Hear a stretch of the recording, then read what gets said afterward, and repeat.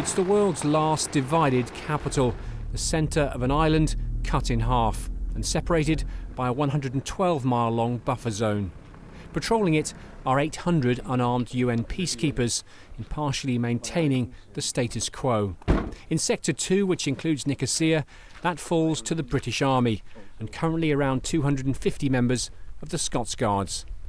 Well, first and foremost, it's been a fantastic experience. You're right, these are young, inexperienced soldiers operationally, so they have no medals, but this is a great introduction. The tour is all about junior leadership, so we very much rely on guardsmen, lance corporals, getting on that out on the ground in the buffer zone, telling us what's going on, very much feeding the information up into the headquarters, and we react from there.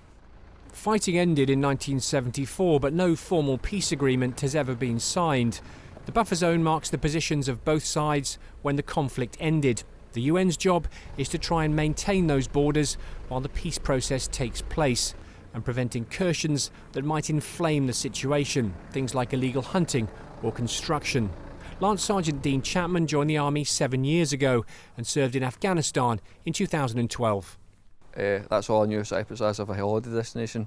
I never knew it as there was a conflict nearly 50 years ago. So to know that there was actually a buffer zone in place and the UN was there, been here now for 50 years, it kind of enlightened me a wee bit in learning the history on both sides. Didn't know it was a split city, and I didn't know it was obviously a divided country. Patrolling with Dean is 22-year-old Jack Roden. He joined the Army 5 years ago, and this is his first operational tour. It was almost confusing because one minute you're going around and it's all modern, and the next minute it's like you're back in time again. And yeah, it was just a bit weird at first, but you get used to it. At its widest, the buffer zone is more than 4 miles across, but in the centre of Nicosia, the two sides are much closer. We've just entered the narrowest part of the buffer zone, measuring just over 3 metres wide.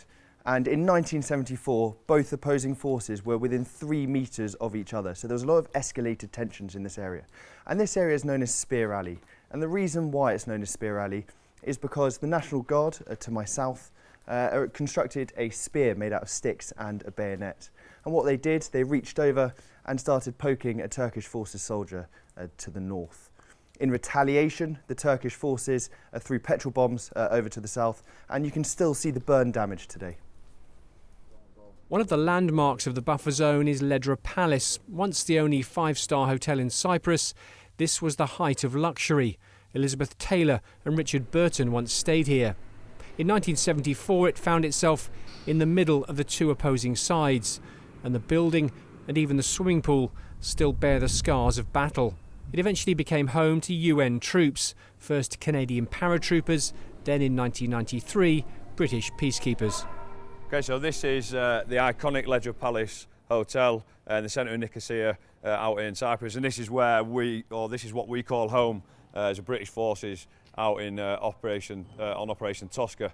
It is quite an old building. It was built in the 1940s. We do have a small team of people who try and sort of keep the building in its best state, so obviously so the guys can refer to it as home and have that homely feel. There's some very iconic rooms within the hotel, as well as a swimming pool, a basketball court and a volleyball court, which obviously allows the guys to sort of enjoy themselves and make the most of those opportunities for sport whilst they're in a bit of downtime. It is a very nice old building, but like I say, we just need to keep on top of it in a good old British Army fashion. Ledra Palace guardroom lansan bir spinita. The future of the hotel and the question of whether it's still fit for modern-day use has been under discussion for a while, and there's expected to be a decision next year. In the meantime, troops here keep it running, dealing with everyday problems and improving it where they can. On a day-to-day, it can be very demanding. Simple little jobs like toilets need fixing, or the shower curtains are broke, stuff like that. Getting supplies in for your cleaning products, general maintenance really. We've just done the crazy golf course. We've just stripped all that back. I'm going to start painting it back up and getting it all good to go again. The volleyball court itself, that's getting refurbished up, relaid. So when you went in the army, did you imagine you were going to be a hotel manager at some point? Never, not at all, no. For the 1st Battalion as a mechanised infantry unit, this is a tour that requires some particular non-green skills. From Cyprus, they'll return to 12th Armoured Infantry Brigade and be on high readiness until next year, when they move from Aldershot back to Catterick. This time on Tosca, providing many of its guardsmen with their first medal and a soldiering experience unlike any other.